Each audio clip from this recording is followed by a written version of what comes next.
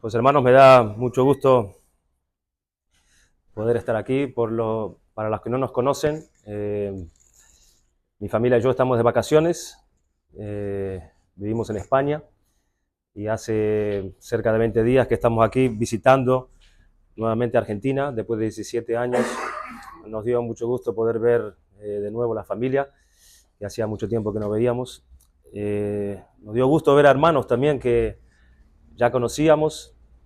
Pero también nos dio mucho gusto también poder conocer a otros hermanos que no conocíamos, pero por los cuales también orábamos desde España, conociendo un poco la situación de ustedes, el camino que el Señor estaba trazando para ustedes, y nosotros nos acercábamos también al trono de la gracia del Señor para poder interceder por ustedes en oración, y hemos visto los frutos de parte de Dios en este tiempo, como el Señor fue estableciendo a su iglesia, así como también a oficiales, ¿no? Como el domingo anterior nos hemos todo gozado grandemente por ver cómo el Señor ordena a su iglesia. Así que estamos contentos de estar aquí.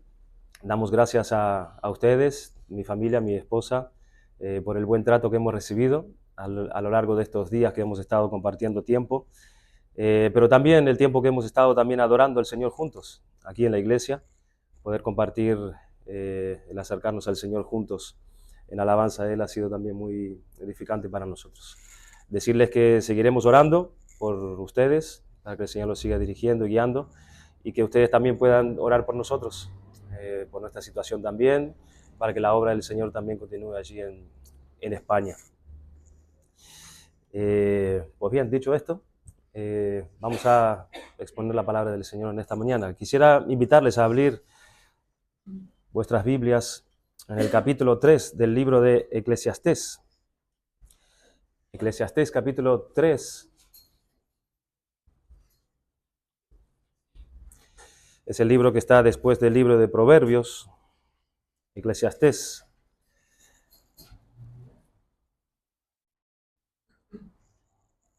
Quisiera que podamos leer desde el versículo 1 hasta el versículo 15. Eclesiastés capítulo 3, versículo del 1 al 15. Dice así la palabra del Señor. Todo tiene su tiempo, y todo lo que se quiere debajo del cielo tiene su hora.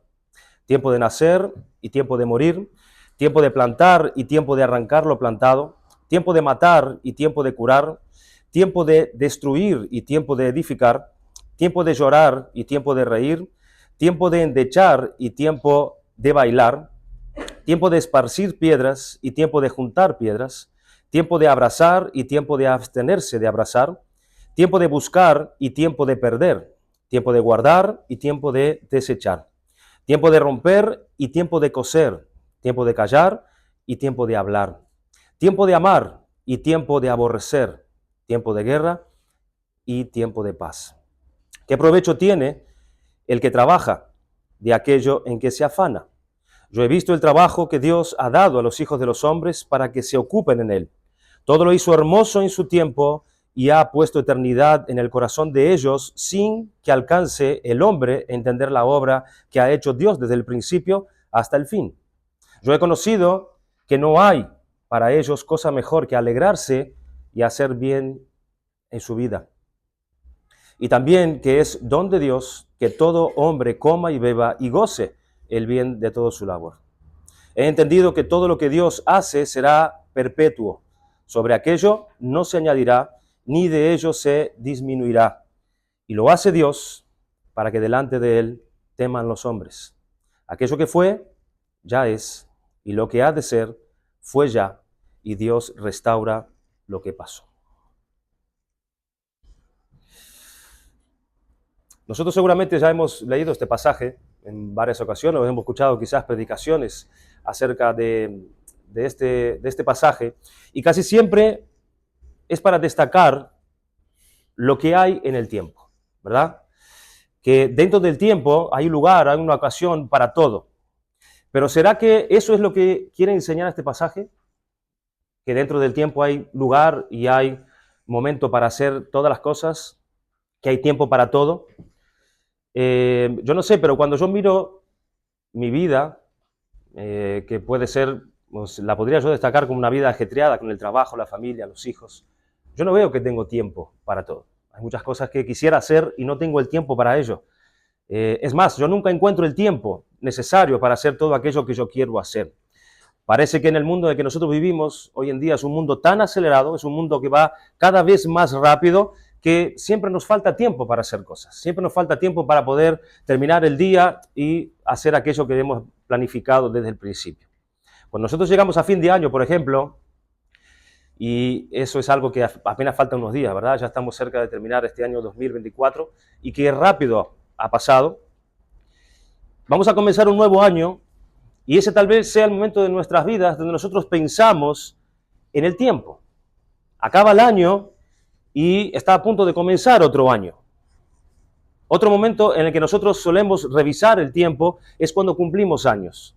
Y ahí es cuando comenzamos a sentir el peso de los años, ¿verdad? Porque comenzamos a mirar y cuántos años ya hemos acumulado en nuestras vidas. Ya decía el Salmo 90, enséñanos de tal modo a contar nuestros días que traigamos al corazón sabiduría.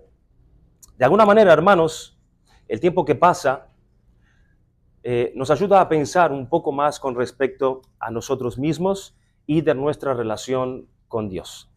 Pero este texto aquí suele ser un texto quizás mal comprendido.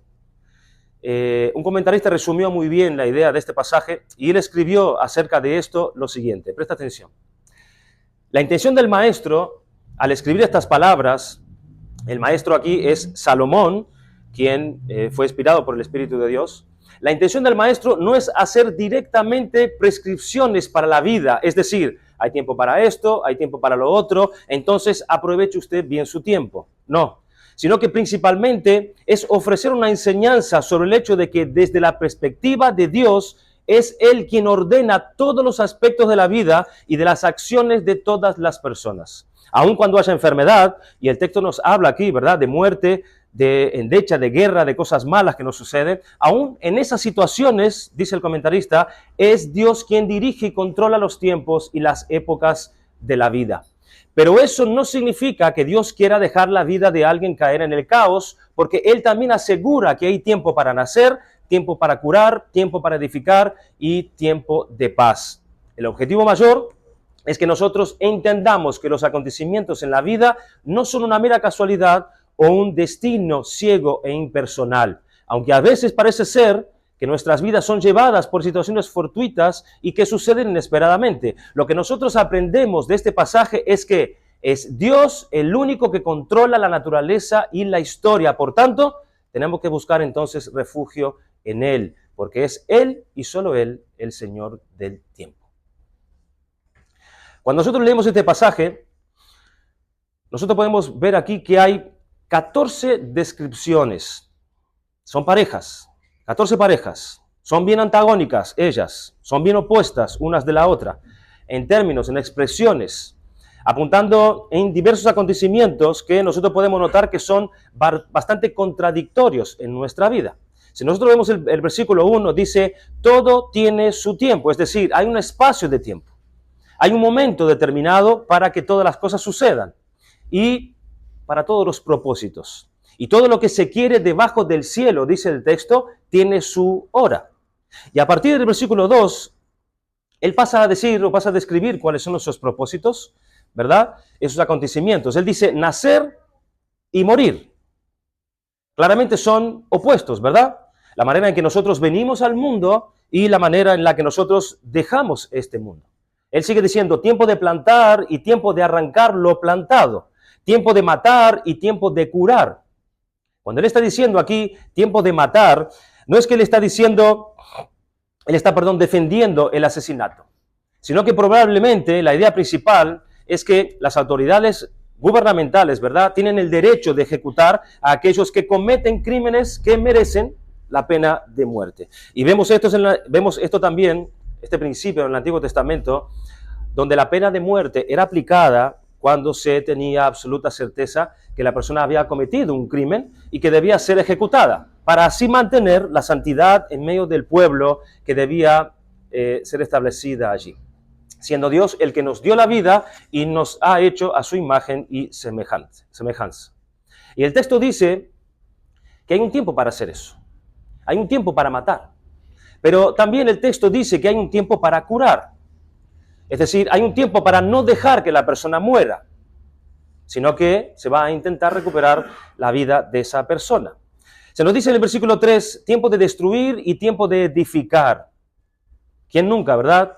Destruyó una cosa y luego tuvo que volver a reconstruir esa misma cosa. Versículo 4 dice tiempo de llorar y tiempo de reír, tiempo de endechar y tiempo de bailar. Vemos entonces, hermanos, que todas estas expresiones que apuntan a situaciones contradictorias y opuestas en nuestras vidas, ellas están juntas aquí para destacar por un lado que la vida humana parece ser realmente contradictoria. La vida humana, de hecho, sería contradictoria si no hubiera alguien por encima de todas esas situaciones ordenando y organizando todas esas cosas. Ahí sí sería realmente contradictoria. Dice el versículo 5, tiempo de esparcir piedras, tiempo de juntar piedras, tiempo de abrazar, tiempo de abstener de abrazar, tiempo de buscar y tiempo de perder, tiempo de guardar y tiempo de desechar, tiempo de romper, tiempo de coser, tiempo de acallar, tiempo de hablar, tiempo de amar, tiempo de aborrecer, tiempo de guerra y tiempo de paz. ¿Cómo nosotros podemos entender entonces toda esta lista de situaciones contradictorias aquí? Nosotros comprendemos mejor estas cosas cuando nosotros recién comenzamos a avanzar en el texto y vemos allí en el versículo del 9 al 15, porque son estos versículos precisamente que establecen la debida relación que nosotros debemos tener con estas situaciones descritas aquí, con estos términos contradictorios en nuestra vida descritos aquí desde el versículo 1 hasta el versículo 8. Vemos entonces, hermanos, esta primera pregunta en el versículo 9 y en el versículo 10. ¿Qué provecho tiene el que trabaja de aquello en que se afana? Es decir, dentro de este aparentemente círculo infinito de hacer una cosa, de deshacer una cosa y hacer una cosa y luego hacer lo opuesto a esa cosa, ¿qué es lo que nosotros ganamos con todo eso? Esa es la pregunta. ¿Qué provecho tiene el que trabaja de aquello en que se afana? ¿Cuál es el lucro? ¿Cuál es la ganancia? ¿Qué es lo que nosotros obtenemos después de aparentemente perder tanto tiempo en hacer una cosa y deshacer esa cosa? El texto dice allí en el versículo 10, yo he visto el trabajo que Dios ha dado a los hijos de los hombres para que se ocupen en él. O sea, si la vida humana es apenas ese círculo vicioso de hacer una cosa y después deshacerla, entonces eso es apenas aflicción. No resta otra experiencia para la vida sino aflicción.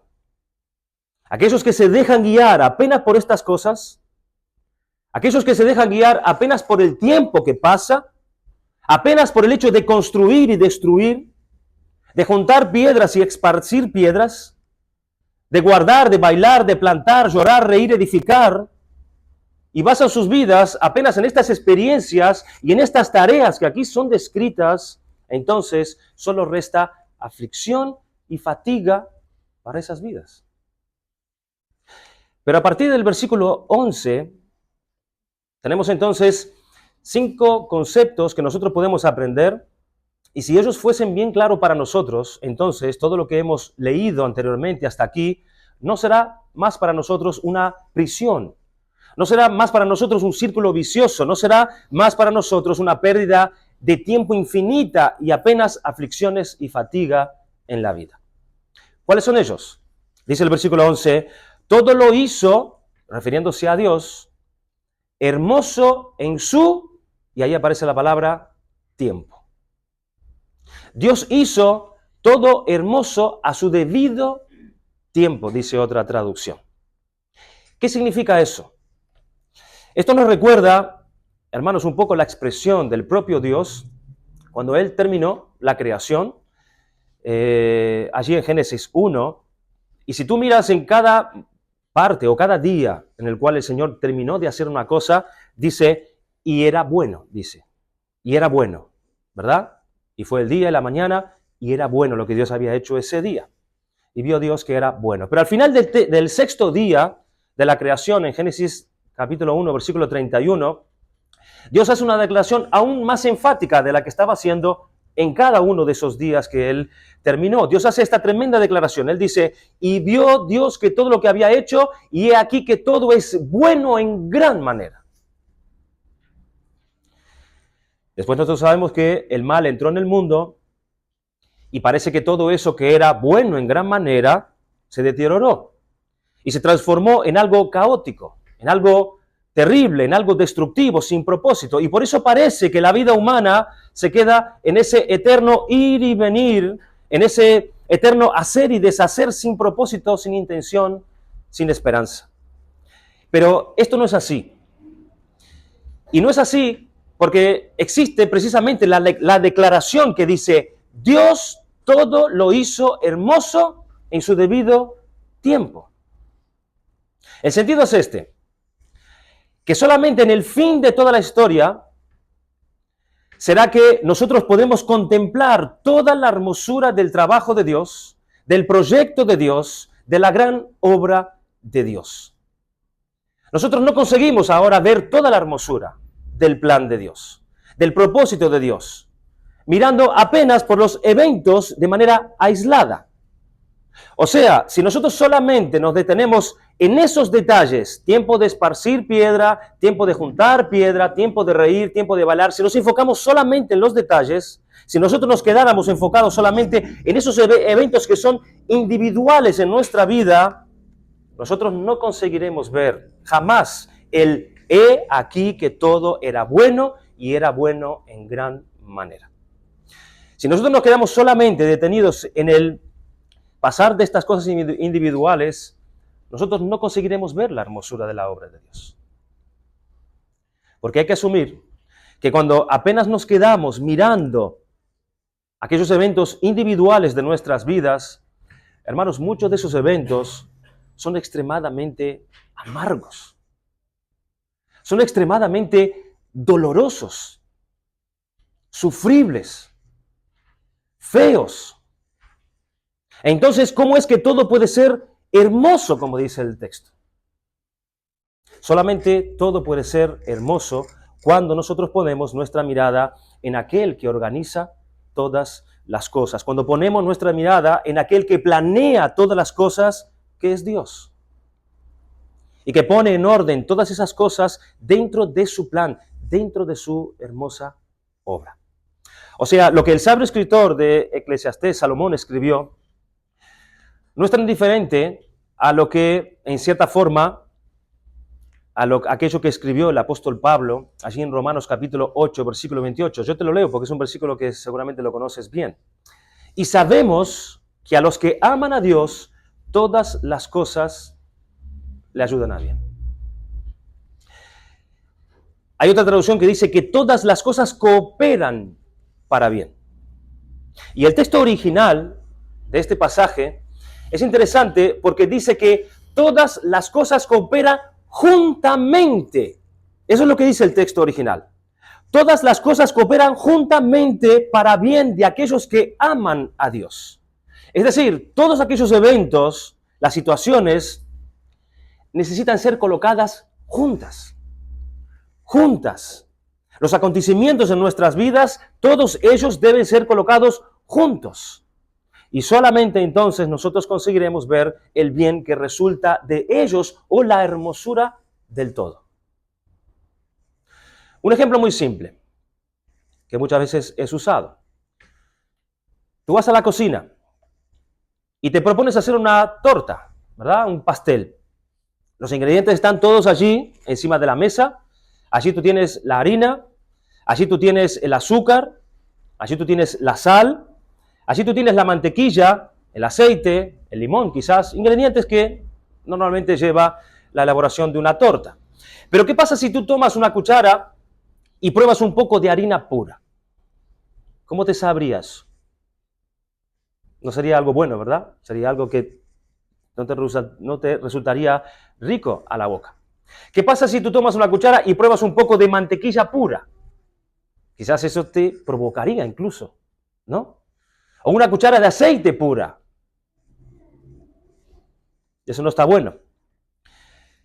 Si tratas de tomar un poco del zumo del limón, hay personas que les gusta el limón, pero el limón generalmente te provoca una cara, una expresión de que no es rico lo que estás probando, ¿verdad?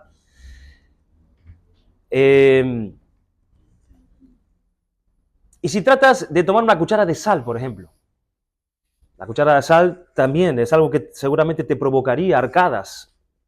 A lo sumo el azúcar. Podrías probarla con un poco de confianza, pero aún así mucha te provocaría también un empalago. Es decir, hermanos, los ingredientes solos no son buenos. No son buenos, no son necesariamente buenos, pero cuando tú tienes a alguien que sabe batirlos, que sabe prepararlos, que sabe mezclarlos, cuando tú tienes a alguien que sabe colocarlos a cada uno en su cantidad justa, en su lugar justo, y consigue el movimiento correcto para poder mezclarlos y lo pones al horno, a la temperatura correcta, al final puede ser que resulta que salga de allí una deliciosa torta. Y digo que puede ser porque aún muchas veces las madres, las que saben cocinar y cocinan para sus hijos, saben que no muchas veces eso resulta bien, ¿no? A veces no leva, a veces se cae de lado y no siempre resulta en algo bien visto. Pero un buen pastelero sí lo consigue. Hermanos, Dios coloca todas las cosas juntas en nuestra vida.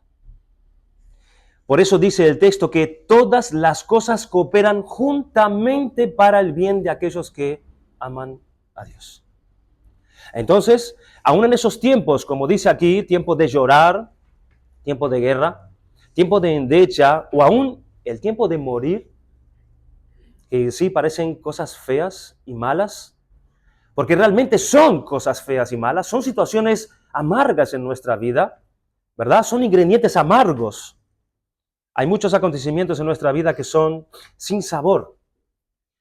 Nosotros hicimos un viaje en estos días a Córdoba y veníamos en el coche con mis hijas y veníamos cantando y dando gracias al Señor de lo bien que la habíamos pasado, el lugar donde el Señor dispuso que estuviéramos y los días que hemos estado allí realmente hermosos. Pero de repente recibimos una noticia que uno de nuestros perros allí en España murió. Perrito que tenemos hace 16 años. Y de repente se desató un llanto dentro del coche. Y ya veníamos con el corazón entristecido por ello. ¿Qué pasó? ¿Qué pasó? ¿De dónde salió ese momento amargo? ¿Por qué? Hemos podido predicar el Evangelio a ellas aprovechando eso, dándoles a entender la vida en la mano del Señor, ¿verdad? Y la caída, lo que ha provocado la caída. Y hemos podido sacar provecho de eso. ¿Cómo Dios saca provecho de las situaciones amargas de nuestras vidas? La felicidad en el casamiento, ¿verdad? Suele ser uno de los momentos más hermosos de la vida de un hombre y una mujer. Pero ¿cuánta lucha hay después? ¿Cuánta batalla? ¿Cuánto sufrimiento a causa del pecado va a haber en ese matrimonio? Que habrá que tratar cosas, situaciones, carácter que yo ni conocía de mí ni de ella. Y eso habrá tiempos amargos verdaderamente. Y está junto con el resto de los tiempos también. Hay muchos acontecimientos en nuestra vida que son sin sabor y otros que son amargos. Pero, así como un buen pastelero sabe hacer una buena torta, una torta deliciosa, así Dios también, unificando todos los acontecimientos de nuestra vida, sabe hacer que todas las cosas sean hermosas en su debido tiempo. Entonces el tiempo, a la verdad, es el gran ingrediente de Dios. Es el secreto de este pastelero. El tiempo es el secreto. Dios sabe colocar todas las cosas en su debido lugar, en su debido tiempo. Entonces, y solo entonces, que ellas se muestran hermosas. Hoy nosotros no conseguimos ver esto, porque nosotros estamos apenas enfocados en la harina, en el aceite, en el limón, en la sal, que son acontecimientos individuales en nuestra vida, pero cuando nosotros lleguemos al final y veamos la historia que Dios ha tenido con nosotros, la historia que Dios dirigió, la historia que Él planeó para mi vida, la historia que Él organizó para nosotros, allí entonces veremos que todo fue absolutamente bueno y hermoso en gran manera. Entonces lo primero que necesitamos saber para comprender que Dios es el Señor del tiempo y sacar partido de nuestro tiempo para aprovechar bien nuestro tiempo es entender que solamente Dios puede unificar todos esos eventos y por tanto, hermanos, es un asunto de fe. Es un asunto de fe. ¿Por qué es un asunto de fe? Porque nuestros ojos están puestos en el Señor de la historia. Nuestros ojos están puestos en el Señor del tiempo y no en los eventos en sí mismos, no en las cosas, no en las situaciones, no en los ingredientes, sino en Dios, en aquel que hizo todo hermoso en su tiempo. Es un llamado entonces a que nos volvamos al Señor del tiempo, para el Señor de la historia, para aquel que consigue colocar todos los ingredientes, todos los eventos, todos los elementos juntos y así mostrar la hermosura de su plan para ti y para mí. Aun cuando la historia existan en ellas tragedias, aun cuando en ellas existan cosas como la muerte, como el dolor, como el llanto, como la caída, como la guerra, y no tenemos que perder de vista, hermanos, incluso que es precisamente Dios mismo quien se adentró en nuestra historia por medio de la persona de Jesucristo para precisamente sufrir todas estas cosas. Para sufrir la muerte misma y a través de su sufrimiento, Él conquistó el derecho de darnos a nosotros vida eterna y unificar todos esos eventos de nuestra vida que cooperan y ayudan para bien. En segundo lugar, dice la segunda parte de este versículo 11, y ha puesto eternidad en el corazón de ellos sin que alcance el hombre a entender la obra que ha hecho Dios desde el principio hasta el fin. Entonces, cuando el texto dice, hay tiempo para esto, hay tiempo para aquello, hay tiempo para lo otro, nosotros percibimos que esto es algo que nos angustia. Pero, ¿qué es una de las cosas que más nos angustia a nosotros en nuestra vida? Es percibir que el tiempo pasa. Esa es una de las cosas que más nos angustia. Percibir que el tiempo pasa. Una de las cosas que más nos deprime en la vida es experimentar el fin de las cosas. Que las cosas se acaban, que las cosas terminan, que las cosas no duran para siempre. Eso nos angustia. ¿Por qué sufrimos tanto cuando nosotros vamos a un velorio? Cuando vamos a un entierro? Aun cuando podemos llegar a entender o a saber que aquella persona que murió allí es una creyente, es una persona creyente, es una persona que ha partido de este mundo y está con el Señor. Pero aún así nosotros sufrimos la pérdida de esa persona. Nos angustiamos y sufrimos la muerte. ¿Por qué sufrimos y nos angustiamos? Porque Dios puso en nuestro corazón el anhelo por la eternidad. Dios colocó la eternidad en el corazón del ser humano. Entonces, todas las contradicciones de las cosas en el tiempo en el que nosotros vivimos y en anhelo de que las cosas acaben tarde o temprano, ¿saben para qué sirve? Sirven para establecer o para activar dentro de nosotros, para despertar dentro de nosotros, como para activar una llave en nuestro corazón que nos muestra que nosotros no fuimos hechos para mucho más de lo que puede tener aquí las cosas en este mundo. Esa angustia de poder percibir que todo se termina, de que todo se acaba, es una llave. Es algo que te avisa que tú has sido hecho para la eternidad, que tú no has sido hecho para las cosas temporales de esta vida, que hemos sido creados para la vida eterna. De ahí la angustia, de ahí la inconformidad cuando las cosas se terminan. Este amargo sentimiento nos avisa que nosotros fuimos creados por Dios para algo mucho mayor. Y por tanto, nada, jamás, todo lo que nosotros podamos tener aquí, todo lo que nosotros podamos buscar y obtener en este mundo, nada de esas cosas no nos satisfará completamente. Nada. Siempre va algo dentro de nosotros, arraigado dentro de nosotros, despertando y recordándonos el anhelo de algo que no se encuentra aquí en este mundo. Por algo que no se encuentra en este lado de la eternidad. De este lado de la eternidad donde es el tiempo el que manda. Es el tiempo el que manda, donde es el tiempo el que domina las cosas. Y mientras va pasando, hace que todo acabe. Comprender, por tanto, y aceptar ese anhelo que tenemos por la eternidad, al contrario de negarlo, como muchos tratan de hacer, que niegan el anhelo que hay dentro de ellos de la eternidad, ¿verdad? Tratando de encontrar satisfacción en las cosas terrenales y temporales de esta vida. Entonces, aceptar ese anhelo y no negarlo, no subliminar ese anhelo, es el secreto para vivir dentro de este tiempo, sin tener que ser dominado por el tiempo, sin tener que ser dominado por las cosas de este tiempo. Vivir dentro de la historia, de la esfera de la historia humana, del pasar del tiempo, sin tener que ser esclavo del tiempo. Sin ser esclavo de las cosas que están dentro del tiempo. Es respetar ese clamor interno, el clamor íntimo de nuestro corazón por la eternidad. Es la mejor manera que tenemos de aprender el porqué del pasar del tiempo y el modo en que se pasa el tiempo. La eternidad es real. Ella existe.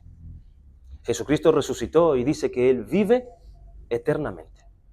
Y Él es la garantía de que nosotros también pasaremos y disfrutaremos de esa eternidad, pero en su debido tiempo.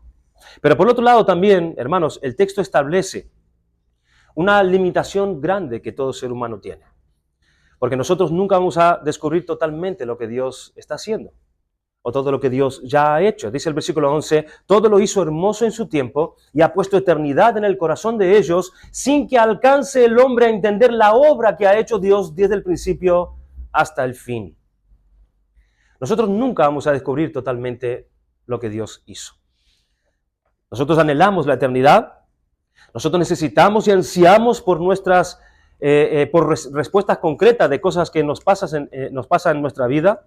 Nosotros queremos entender todo, queremos comprender el porqué de las cosas, pero que tenemos que aceptar, hermanos, que no tendremos todas las respuestas aquí en este mundo y probablemente tampoco tengamos respuestas aún en la eternidad.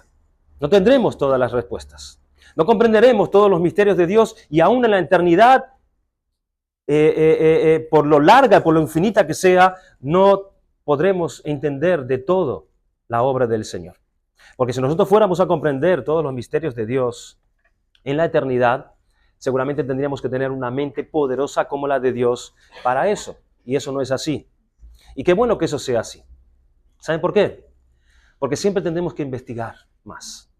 Siempre tendremos que saber más acerca de Dios. Teología es una ciencia que nunca acabará. Será algo eterno para todos nosotros. Será la ciencia que continuará por toda la eternidad. Teología es una ciencia eterna porque aún los ángeles, aquellos que no cayeron, que no pecaron, que son perfectos, ellos continúan queriendo descubrir las grandezas y las insondables riquezas de Cristo y no lo consiguen porque Dios es insondable. Aún los ángeles están estudiando teología hasta el día de hoy y lo seguirán haciendo por toda la eternidad juntamente con todos nosotros. Por eso es necesario que nos contentemos con esa limitación. Dios es demasiado grande para que lo comprendamos totalmente. Y todo aquello que Él nos reveló y nos capacitó en su medida para que podamos entender es suficiente para que así establezcamos una relación correcta con Él, que se transforma en una relación significativa, buena, saludable en nuestra vida, aun cuando tengamos en nuestra vida todas esas contradicciones que tenemos que enfrentar cada día. Cuando esparcimos piedras, luego vamos allá a volver a recogerlas, a volver a buscarlas. El significado entonces está aquí. Y el significado parcialmente es accesible para nosotros, pero no el todo. Es inaccesible. No vamos a saber y a conocer todo acerca de Dios. Así que estemos contentos con eso. Porque es verdad que muchas veces cuando vienen situaciones así, cuestionamos al Señor. Y preguntamos al Señor, ¿por qué? ¿Por qué tanto tiempo? ¿Por qué este peso? ¿Por qué esta pérdida? ¿Por qué? ¿Por qué? Y queremos respuesta, queremos que Dios nos alivie por medio de respuestas. Pero tenemos que contentarnos en saber que no vamos a entenderlo todo. Y no vamos a tener respuesta de parte de Dios para todo. Y esto hace que nosotros tengamos entonces un anhelo más por la eternidad y también nos hace tener los ojos siempre en el Señor. siempre en la eternidad. Como dice Colosenses 3, poniendo la mira en las cosas de arriba, no en las de la tierra, buscando las cosas de arriba donde está Cristo sentado a la diestra de Dios. El creyente mira hacia arriba. Él mira las cosas de arriba. El creyente mira a Jesucristo y él mira para el mundo venidero. Él está mirando continuamente a la eternidad. Él tiene un ojo arriba, pero fíjese interesante, él también tiene un ojo aquí abajo. Y eso es lo tercero que el texto nos enseña, que también parece contradictorio.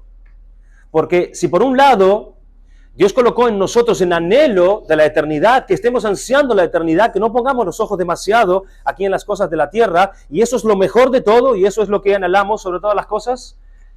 Queremos profundizar más en ese conocimiento acerca del tiempo venidero, pero por otro lado, dice el versículo 12, yo he conocido que no hay para ellos cosa mejor que alegrarse y hacer bien en su vida.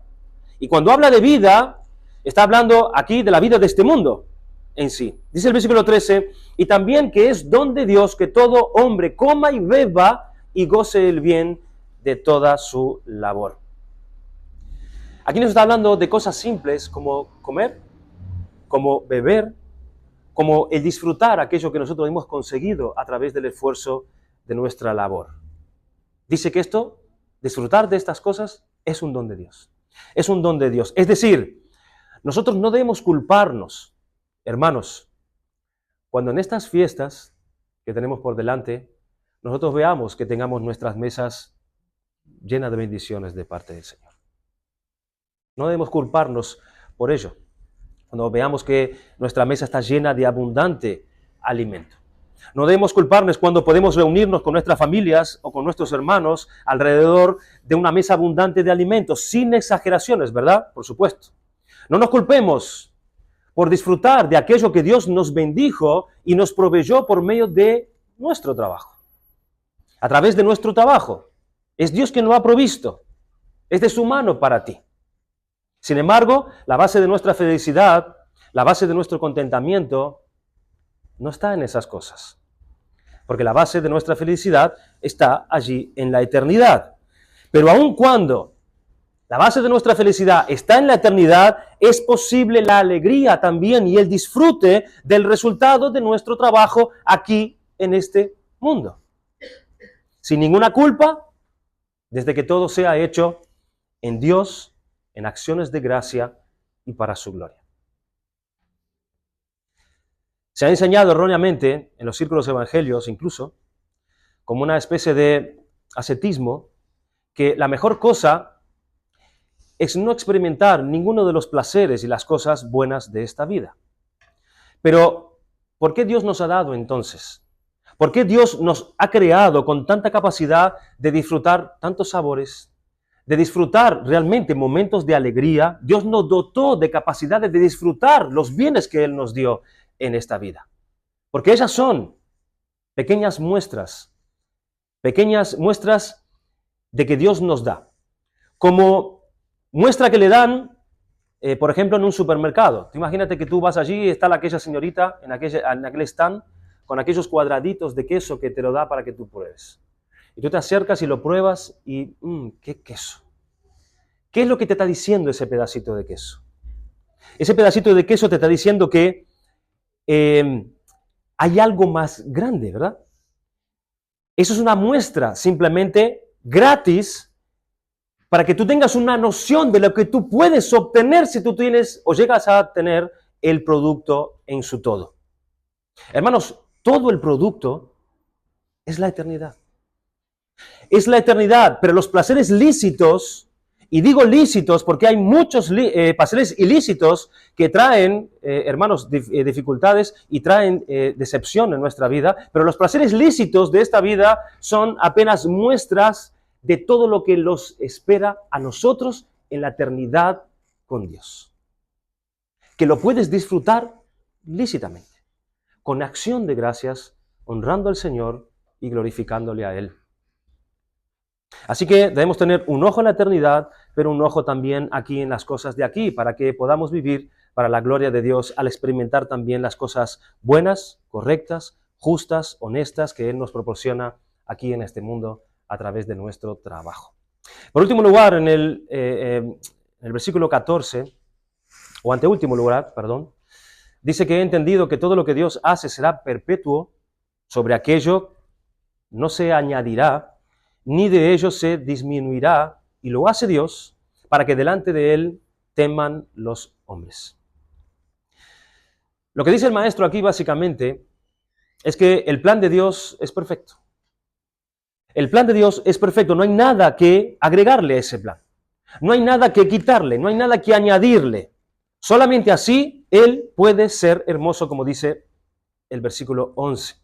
El plan de Dios es perfecto, pero lo que destaca aquí es que Dios hace las cosas de manera que las hace y continúa haciendo de manera continua, precisamente para que las personas le teman. Por eso las hace así. Por eso hay contradicciones, por eso hay sufrimientos, por eso Dios hace su obra de esta manera que a veces para nosotros parece incomprensible. ¿Cuál es el propósito? Que los hombres le teman. Y temer aquí no es tener miedo de Dios simplemente.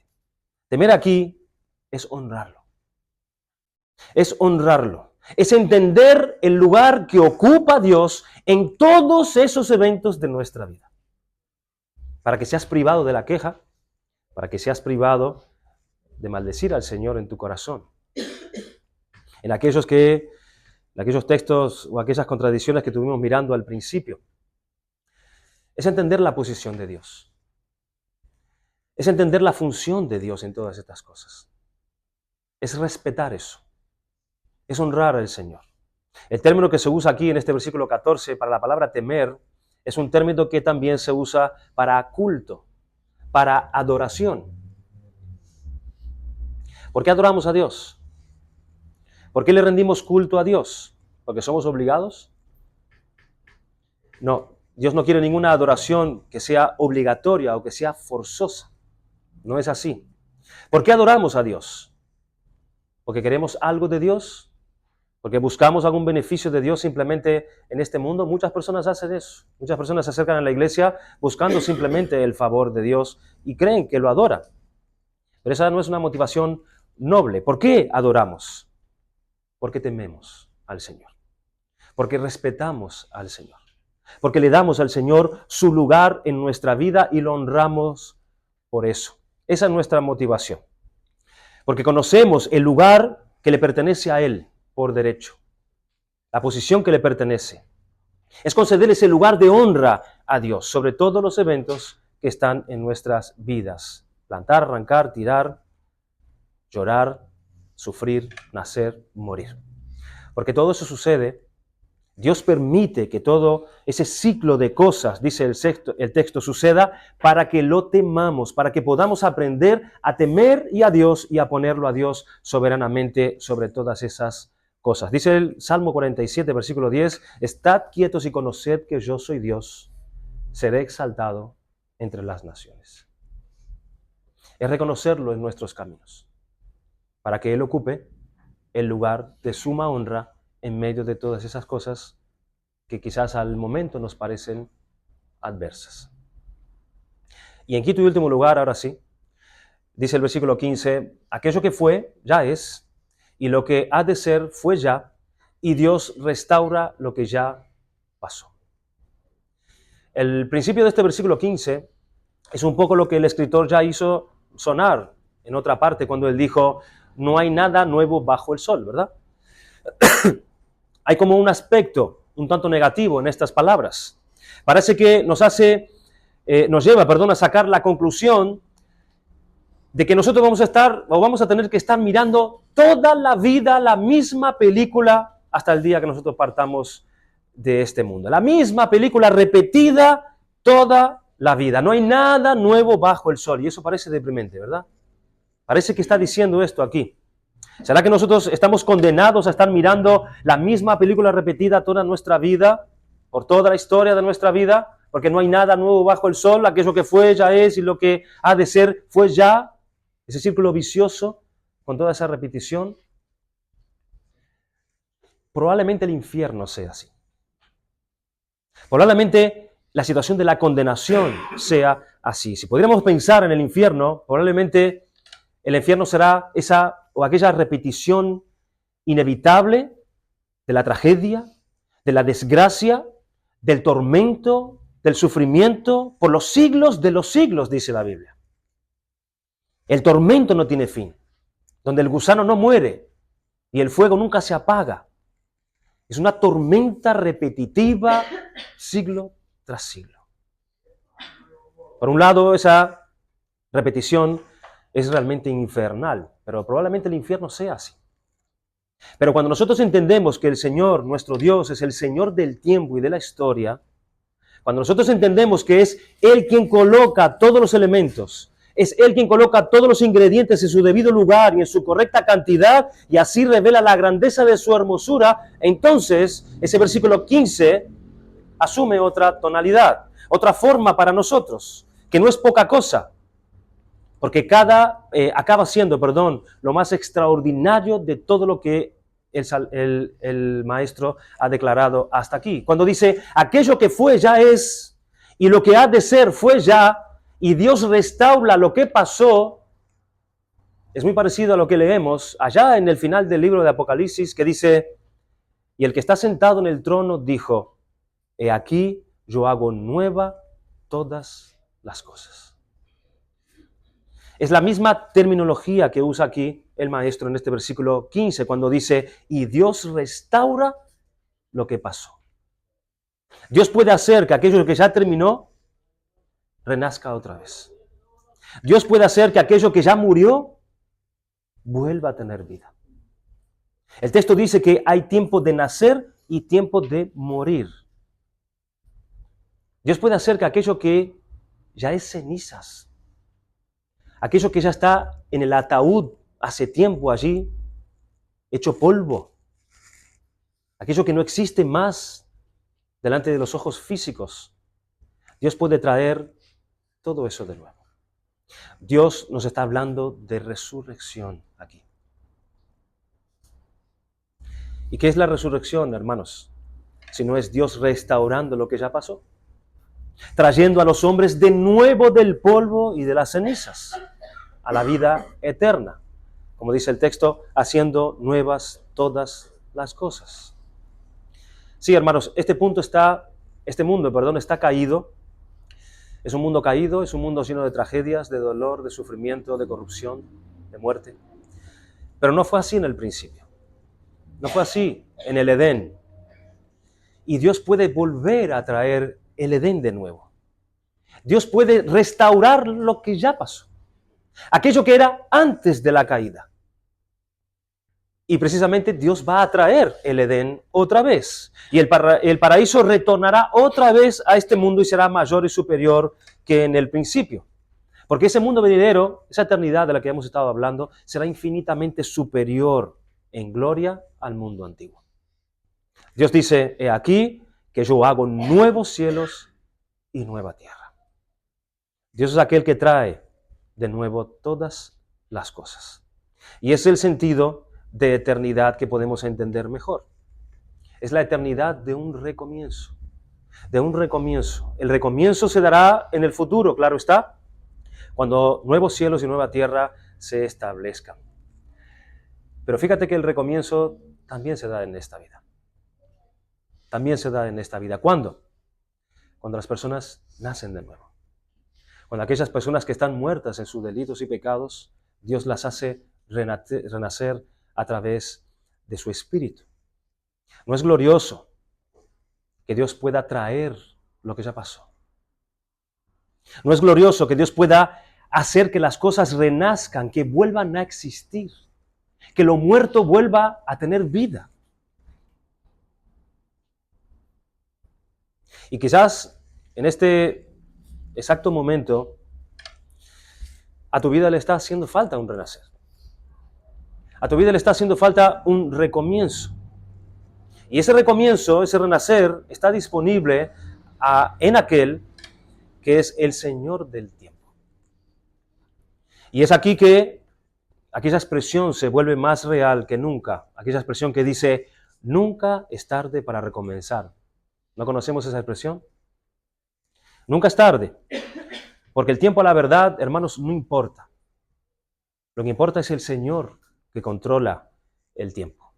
Lo que importa es aquel que coloca todos los elementos y todos los ingredientes en nuestra vida juntos, con el sazón justo, las cantidades justas, todo en su debido lugar, aunque algunos sean amargos, aunque algunos sean sin sabor, aunque algunos sean feos, otros terribles. Hermano, hermana, en el final de la historia, si tú amas a Dios, si tú honras a Dios, si Dios ocupa el lugar correcto en tu vida, si tú temes al Señor, porque Él es el Señor de tu vida, porque Él te salvó, Él perdonó tus pecados a través de Jesucristo, tú verás sin duda la hermosura, el enorme y grandioso y hermoso plan de Dios. Y solo así podrás ver que no has perdido el tiempo en esta vida, que no has perdido el tiempo, ni mucho menos Dios perdió el tiempo contigo, que es el Señor de la historia, el que es también el Señor del tiempo. Pero si hay alguno aquí que todavía es esclavo del tiempo, que aún sigue corriendo tras el viento, como dice el maestro, o tras el tiempo, es algo muy importante que respondas y que no niegues el anhelo de tu alma en cuanto a la eternidad. Tú debes saber que sin Cristo, tú estás en este tiempo, de este lado de la gloria, esclavo del tiempo. Eres esclavo de las cosas que están dentro de este tiempo. Son las cosas que tú persigues y crees que son ellas las que te van a dar satisfacción a tu alma que está clamando por eternidad. Cuando el tiempo pasa, las cosas se acaban y no puedes negar que tú te angustias. Te angustias y te deprime cuando eso es así. Y todo esto te está avisando que fuiste creado por Dios para mucho más de lo que puedas tener en este mundo. Y por eso te angustias. Y precisamente esa angustia es el anhelo por algo que no se encuentra aquí de este lado del mundo, por algo que no se encuentra de este lado de la eternidad.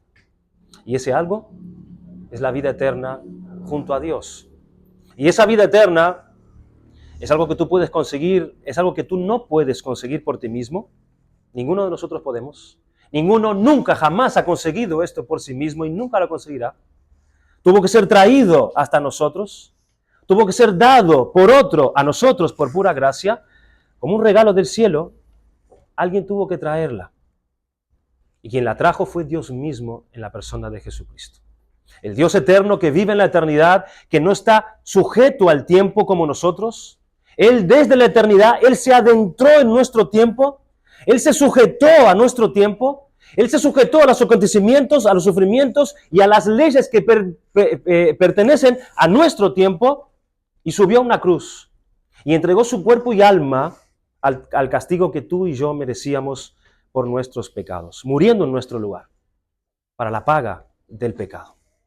Pero Dios Padre, Él quedó tan satisfecho, tan complacido con lo que su Hijo hizo a favor de nosotros, satisfaciendo así la santa y justa ley del Padre, que lo resucitó de entre los muertos.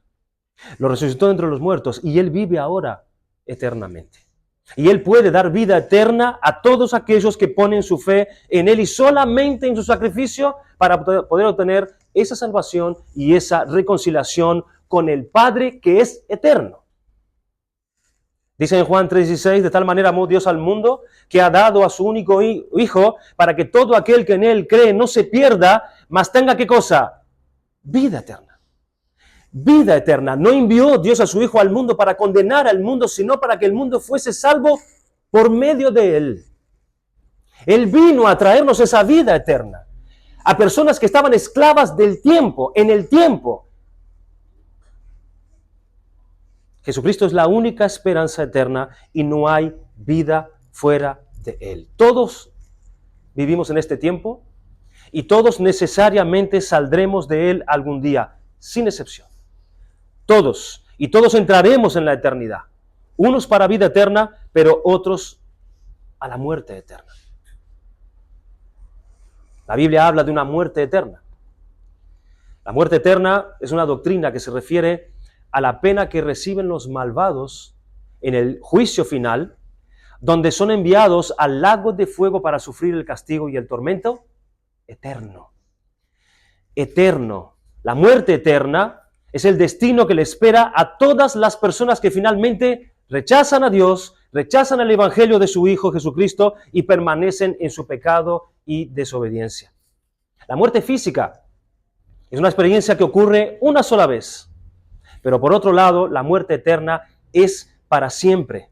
Es una muerte continua, eternamente en el sufrimiento, sin descanso.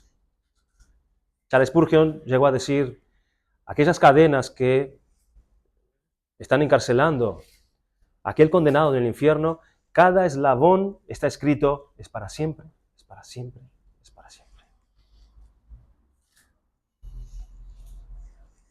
Así como la vida espiritual, por gracia, a través de la fe en Cristo, es vida eterna, así también la muerte eterna no tiene fin.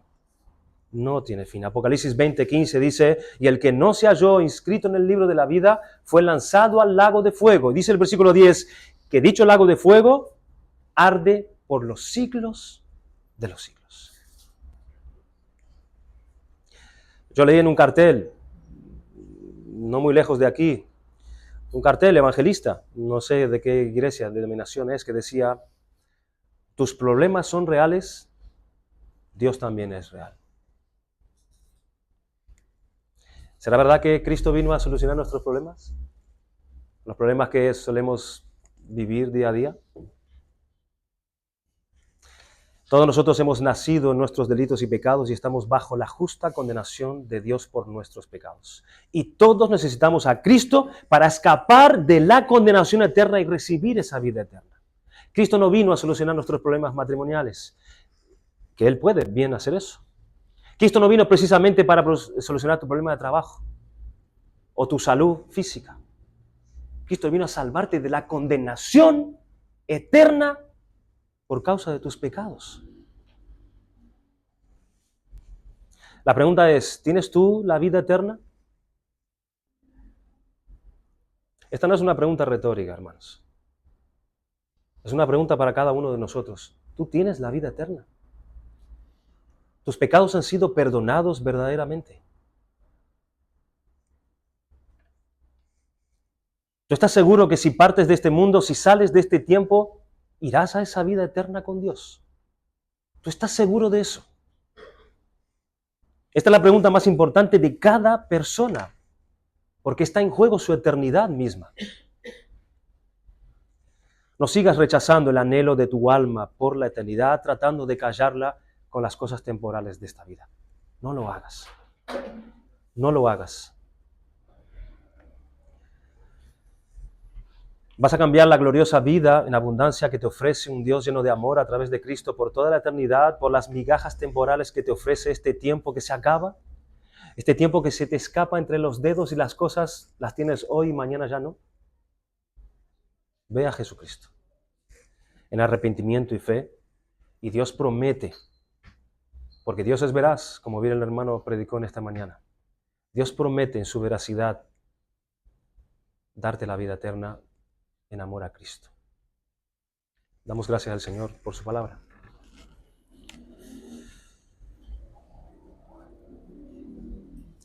Padre, Señor nuestro, alabado sea tu nombre. Bendito seas tú, Señor, en medio de todas las naciones. Tú siendo el Dios eterno, el Dios que no necesitó de nada ni de nada para subsistir, para ser feliz.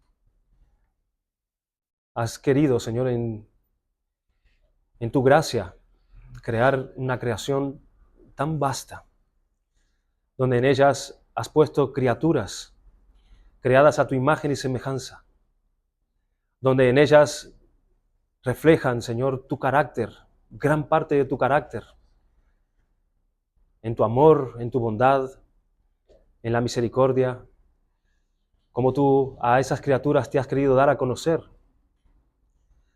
a través de una relación correcta, sin pecado, sin mancha, en la esfera de tu santidad.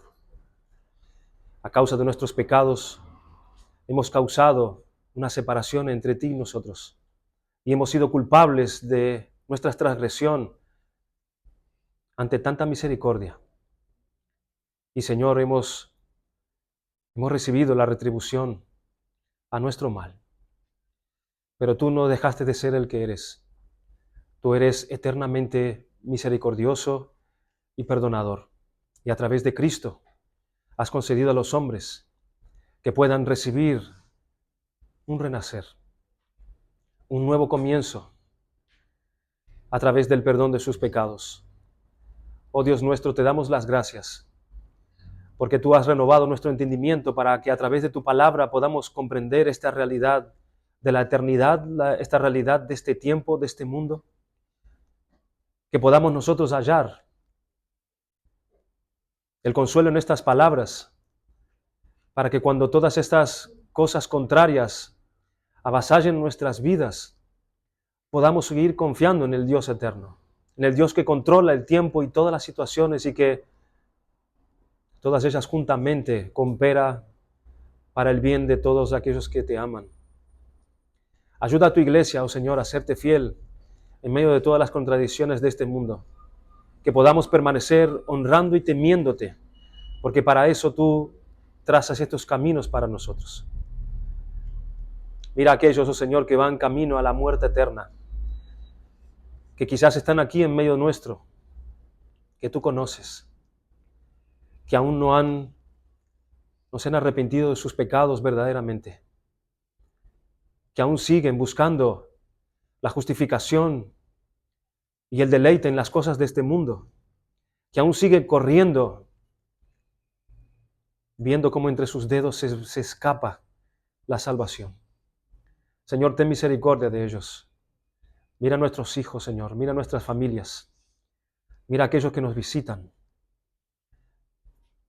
Glorifica tu nombre, Señor, en medio de los perdidos, haciendo renacer aquello que ya fue, trayendo de nuevo la vida donde hay muerte.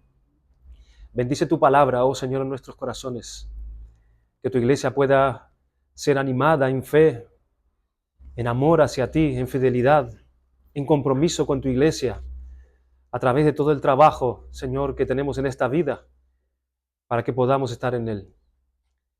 Te damos gracias, oh Señor, porque tú eres bueno en gran manera y hermosa es tu obra de principio a fin. Alabado sea tu nombre. En el nombre de Jesucristo oramos estas cosas. Amén. Amén.